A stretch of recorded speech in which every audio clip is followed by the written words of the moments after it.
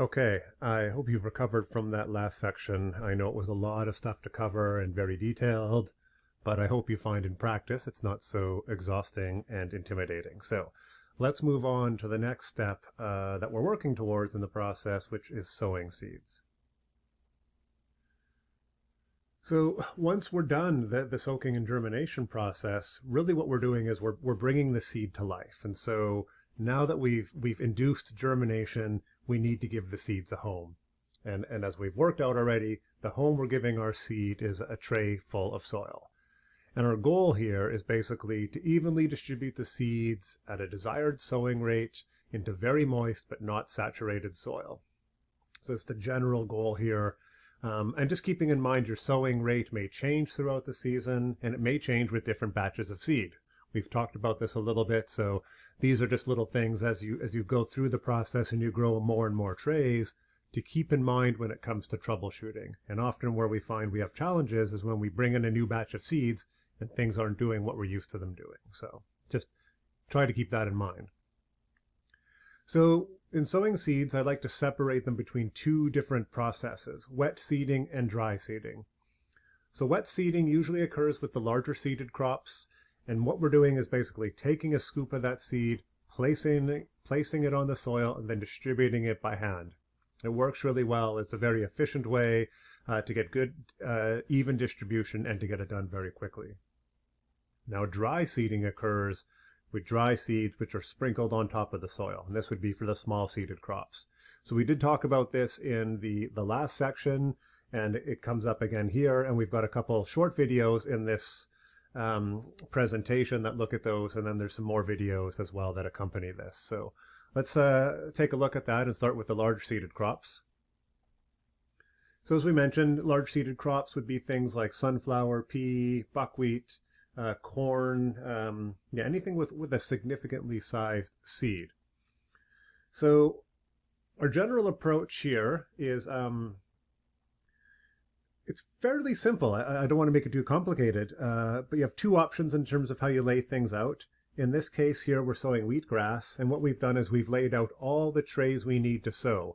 And you can see that we actually have two layers of trays here at the bottom. So what we're doing is we're laying out all our trays, we're sowing onto them, and then we're removing the ones that are sowed to reveal the ones underneath which we're going to sow next. And so this is because we have more trays to sow than our space allows. And that's totally fine. So this is one approach. The other approach is to lay out one layer of trays at a time, sow your seeds onto those, then add the next layer on top. And there you're actually getting into the stacking phase, which is what follows sowing. So you can see here a simple process where we've laid out the seeds onto each tray, and then we go ahead and spread them.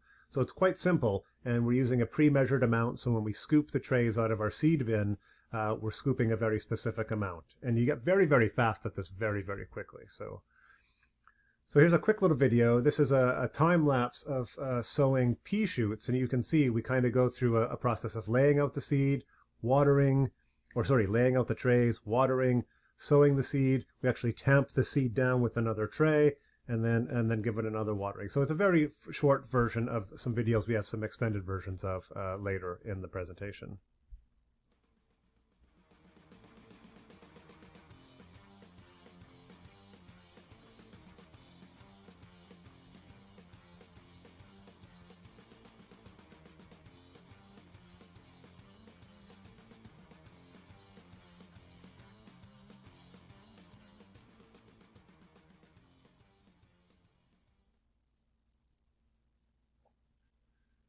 So fairly simple, just giving you a quick look at that. We'll look at that in more detail in other videos. You could probably, in essence, do the sowing quicker than I'm doing here. I want to highlight again, you've got an inch and a quarter of soil and 8 days of growth. And so I tend to be very, very particular about doing a very, very precise job of sowing. And that could mean, a 5 to 20% difference in yield in the end. So taking that time to make sure you've got really good coverage, really good distribution really goes a long way. I also work fairly hard to make sure that I'm not knocking too many seeds onto the ground, which in an outdoor system can attract birds and rodents and whatnot. So trying to keep it really contained. So maybe taking a little more time in the sowing process to avoid a bunch of work later, or dealing with pests. And pests are really drawn to the seeds because they're a relatively high protein source. And once they know that protein source is there, it's something they will come back for again and again. So let's take a look at small seeded crops. Here is going to be an example of looking at radish. And same thing, we're doing a quick sowing, but in this case we're doing a sprinkle. And so we're not putting the seed on and then distributing it, we're distributing it as we go. And so this is one of those things, the first couple times you do it, it's definitely going to be difficult to get the right distribution. And then over time you're going to find your ability to sow the seed evenly becomes very, very good.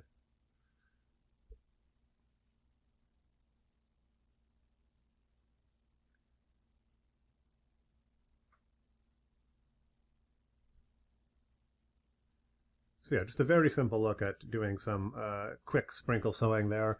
There's more videos to accompany that coming along as well. So let's take a look at the steps just so you've sort of got a list of things that you're doing. So one is laying out the appropriate number of trays. And like I said, you can lay out all your trays and then remove the layers as you sow them, or you can lay out one layer at a time and then add layers as you sow. So it really just depends on your style, the crop. It really varies for us depending on the day and who's doing the sowing. I don't see an advantage to one or the other, to be honest. So first step is to moisten the soil. So when we prepared our trays of soil, we did add a little bit of moisture, but just enough to make sure we could really get the soil into the trays really well. At this point, we need to add enough soil or enough water that there's going to be excess water that can be absorbed by the seed and maintain the germination process. Especially important with our dry seeded crops if they're being sowed dry and they've not been soaking in water. We want to be really, really careful not to saturate the soil. What happens then is we're creating anaerobic conditions and very, very good conditions for disease. So you're gonna learn over time the appropriate amount of water. And what I have found is the easiest way is just to lift the tray. So you should know very quickly from working with lots of trays what a tray with almost no water in it feels like and what a tray that's saturated feels like. And there's quite a significant difference. So you'll get a sense as you're sowing of what that looks like. And over time, you'll know just the right amount of water to add.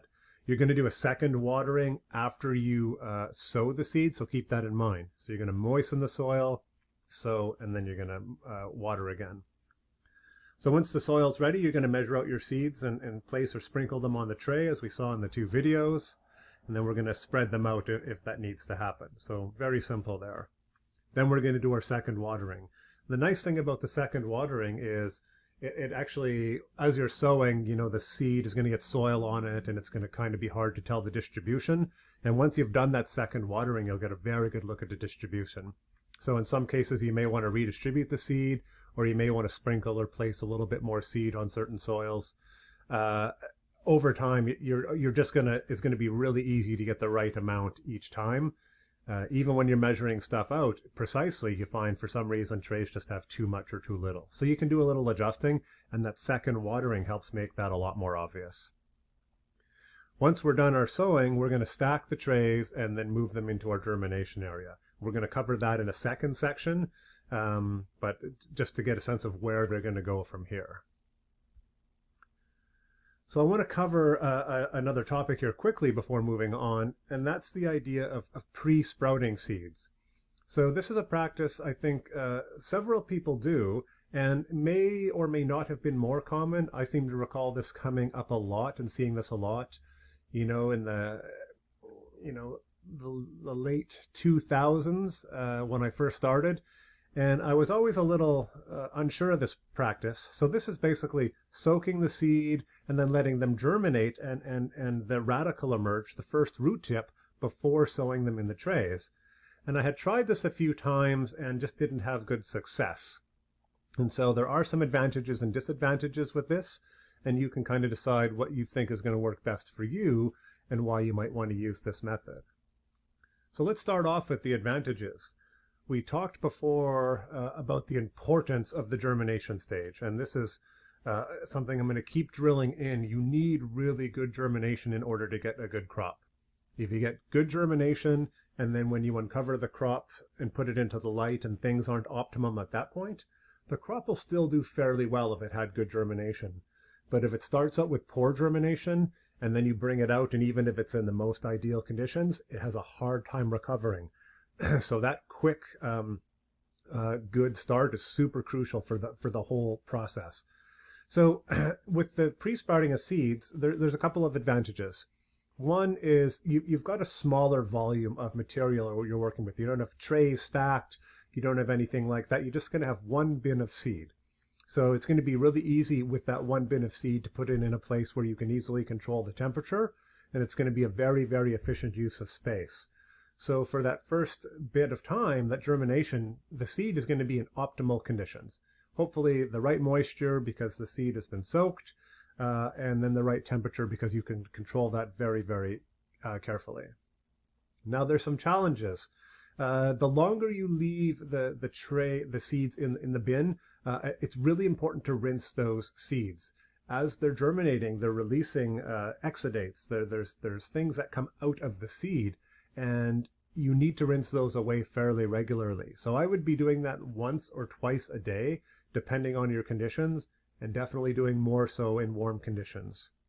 The second thing is, if you let the roots come out as much as I showed you in the image there, they're going to get really, really damaged when sowing. And basically, they're going to set the crop back. So any advantage you have gained from pre-soaking, you're really going to lose at that point. And what happens is crop growth gets really slowed because you're going to damage the roots.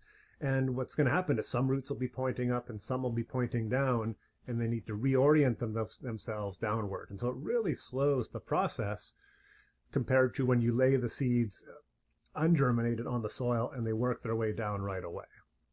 So this is something that might be worth experimenting with, but I think if we're going to look at pre-sprouting seeds, there's just a couple things to remember that make it really simple. So one is really try to minimize how much disturbance of the seeds you do. I stress this a lot in terms of the whole production process. Our goal is actually to interact with the crop as few times as possible. I find the less I interact, as long as I'm doing all the things I need to do when I need to do them, that is when I'm going to get the best results in a crop. The second thing is, if you pre-soak them or pre-germinate them for a day or so, you're going to be able to sow them before the radicle emerges and still get some advantage of having the right temperature and right conditions before sowing. So by sowing them before the radicle emerges, you're not going to have to deal with that reorientation or with any of the damage that might occur.